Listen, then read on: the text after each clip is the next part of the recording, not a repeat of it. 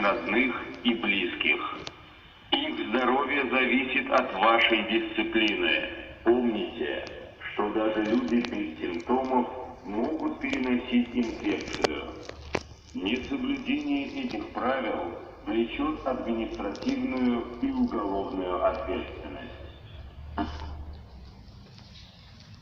А я так, в магазин пошел. Ненадолго. И в аптеку.